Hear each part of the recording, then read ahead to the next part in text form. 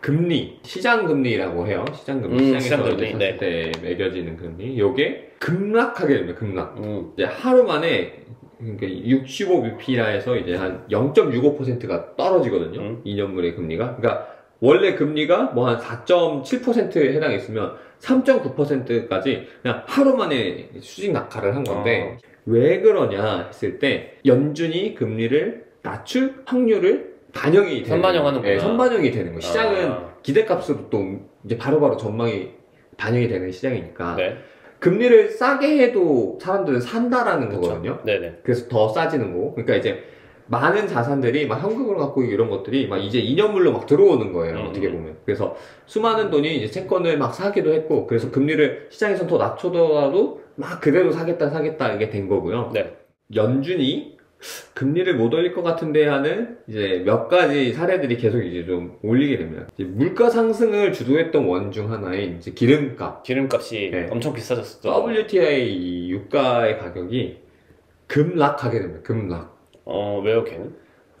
이제 세계 경기 침체가 걱정이 되는 거예요. 사람들이? 네, 그러면 경기 침체가 일어나면 사람들이 많이 움직일까요? 안 움직이죠. 네. 돈 들고 있죠, 그냥. 그 기름을 잘 안 사는 거죠. 이제 그때부터 그리고 경제 활동이 안 일어나. 기름이 사실 이제 이 도보에서 움직이거나 이제 항공에서 움직이는 기름값도 있지만 실제 산업 생산에 쓰이는 기름도 수요가 있는데 물론 계속 이제 좀 하락을 하고 있었어요. 최근 2022년 6월에 막 120불까지 막 찍고 전쟁 막 직후죠. 우크라이나 러시아 66불까지 그냥 급락하게 됩니다. 어쨌든 그러면 또 연준은 가뜩이나 지금 금리 올려가지고 이런 상황이 일어났는데 그 물가라는 것에 올리는 대표적인 원인 중 하나가 기름값이었어요. 떨어지고 있어. 네. 그리고 이 기름값뿐만 아니라 이미 부동산 가격은 또 폭락 중이거든요. 그러니까 전체적으로 네. 금리가 떨어지는 것에 대한 신호가 여기저기서 보이고 있다는 거네요. 그쵸. 이게 물가가 하락할 것 같은데 집값이 떨어지고 있어. 기름값도 떨어지고 있어. 물가에 해당하는 많은 부분들이 떨어지고 있네. 네. 그러니까 사람들은 진짜 금리 이번에 인하는 좀 너무 많이 간 거지만 갑자기 그렇다고 또 인하하면 연준이 신뢰가 얼마나 있겠어요. 가만히 있겠다라고 물가 잡겠다. 동결의 가능성이 높아졌고 그렇죠. 혹은 그래도 정말 찔끔 약점량이 0.25%를 올릴 거다. 이게 가장 조금 올리는 퍼센테이지인데 요 정도는 올리지 않을까라는 게 지금 거의 대두가 됐는데 하지만 연준이 좀 더 시기를 앞당겨서 금리를 인하시킬 거야. 연말쯤부터는 인하시킬 거야의 확률이 많은 트레이더들이 거기에 한 30% 정도가 베팅을 하고 있어요. 네. 시장 분위기를 보니까 이미 그렇게 보고 있다. 네. 그러면 금리의 인하의 그 가까운 시일의 전망은 유동성이 풀린다는 시장에 거고 풀린다는 방향이고 풀리면 비트코인으로서의 유동성이 방향도 다시 유입될 수 있다라는 신호이고 그래서 올랐구나. 비트코인의 가격이 이제 슬금슬금 오르기 시작하니 급등하게 됐죠. 처음에는 요 사태 발생하고 나서는 사람들도 비트코인 가격도 막 떨어졌어요. 서클 사태 발생하고 나서 그것도 같이 가니까 네, 막 그 18,000불까지 막 떨어졌어. 막 2만 뭐 1,000불 정도에서 막 갑자기 18,000불까지 무서우니까 이 암호화폐 시장 다 무너질 것 같은 거야. 근데 구제금융 발표 구제금융이라고 말하면 안 돼요. 이 뱅크 그 텀 유동성 공급 프로그램이라고 할게요. 네. 그래서 살아났어. 서클 살아났어. 서클 1달러 다시 패깅했어. 이제 안전해. 긍정적이야. 근데 금리 내릴 것 같아. 금리 또 내려서 유동성 막 올라올 것 같아. 2,000조가 풀렸대 시장에. 그리고 이 비트코인 자체가 또 뭐예요? 중앙화된 은행 얘가 탄생하게 된 배경을 보자고요. 리만 브라더스 사태. 그쵸. 리먼 브라더스 은행들 못 믿겠어. 연준 못 믿겠어. 왜 너네가 내가 갖고 있는 요 자산에 달러 현금 요거 가치를 왜 니네가 자꾸 마음대로 결정하는 거야? 대체품으로서 부각이 됐구나. 그렇지. 그건 탈중앙화 시켜야 해. 탈중앙화 디지털 머니가 있어야만 해 나온 게 비트코인이고 14년 동안 가장 큰 가치 저장 수단을 대변하고 있었던 비트코인이 하락할 것 같은 달러 가치에 지금 안전처로 보이게 되는 거예요. 그러니까 이제 도망가는 방향들이 있을 거 아니에요. 그쵸. 이 달러를 해칭하거나. 하나의 대안으로 올랐으니까. 그래서 또 많은 달러들이 비트코인으로 바꾸게 되는 사례들이 생기게 되고 왜냐면 요거는 이제 중소은행들이나 중앙화된 은행들이 많이 안 좋아질 것이다. 파산하는 곳들이 많아질 것이다. 이제 이런 전망도 따라오게 되면서 비트코인 가격이 급등하게 됩니다. 37%가 팍 한 주간 올라가 됩니다. 어떻게 보면 비트코인은 암호화폐 약 40에서 50% 사이의 시가총액을 갖고 있는 거의 암호화폐의 그냥 절반이다 네. 라고 얘기할 수 있는 건데 여기에 돈이 많이 들어오면 또 그 밑에 있는 애들도 돈이 흘러가거든요. 그쵸, 이더리움부터 시작해서 쭉쭉쭉 올라가니까 대장이니까. 네, 거의 대장과 거의 비슷하게 올라갔어요. 큰 애들은. 그러니까 이제 암호화폐 시가총액 전체 시가총액 자체가 갑자기 또 이제 오르게 된 거죠.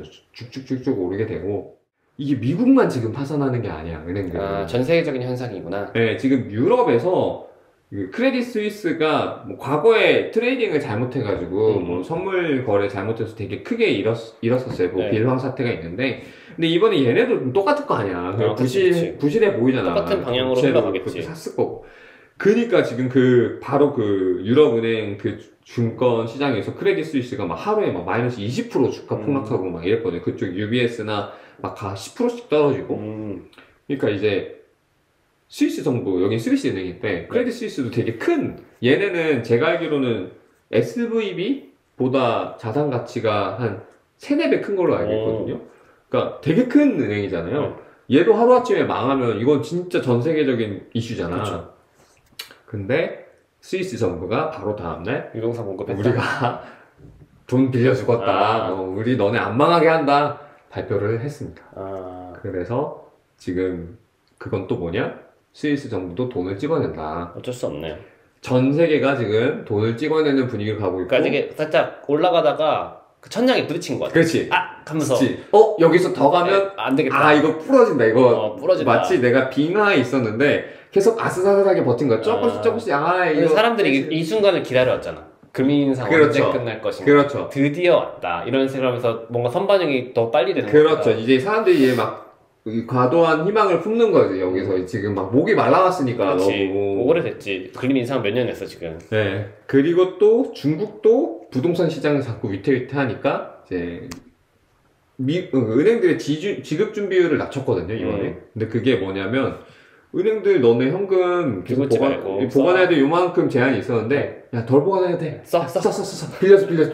야 지금 경기 부양해야 되는 거야 이제. 그러니까 미국과 중국이 전 세계의 절반의 자산을 갖고 있거든요. 근데 여기서 유동성 풀리는 게 그냥 대다수예요. 엄청 크죠 그러면. 중국도 이제 중국도 막 푸는 거고 중국은 근데 미리 풀기 시작했어 지금. 미국보다 얘는 경기를 빨리 진작시켜야 되는데 좀 더 얘는 성장하는 기업들이 많으니까 네.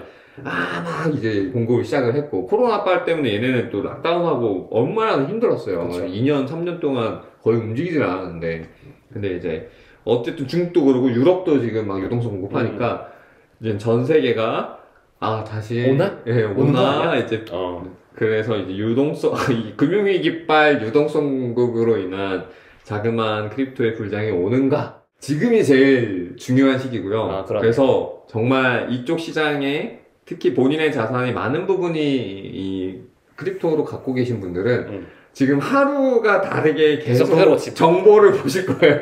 그래서 저 또한 정말 주말에도 계속 많이 읽고 근데 이 또 되게 실시간으로 이렇게 읽다 보니까 또 재밌거든요. 즉시성이 있고 진짜 약간 게임하는 느낌이랄까? 막 지금이 만약에 베팅을 하는 사람들 내가 만약 베팅가였다면 그러니까 자산을 투자하는 사람이었다면 크립토에 어떻게 보면 변곡점에 있는 상황에 가까울 수 있으니 의사결정을 하는 시점이 있다 맞다. 이제 의사결정에 점점 가까워졌을 것이다 라는 게 이제 저의 생각인 것 같습니다. 이번에 이거 들으면서 좀 많이 느낀 것 같아요. 확실히 알면 알수록 이게 더 많이 보이겠구나. 왜냐면은 사실 파편적으로 뉴스를 보면 은행 파산했대 그걸 끝날 수도 있는 건데 이렇게 영향을 많이 줄 수 있다는 걸 보면서 확실히 많이 공부하면 더 많이 보이겠구나 싶더라고요. 네, 알겠습니다.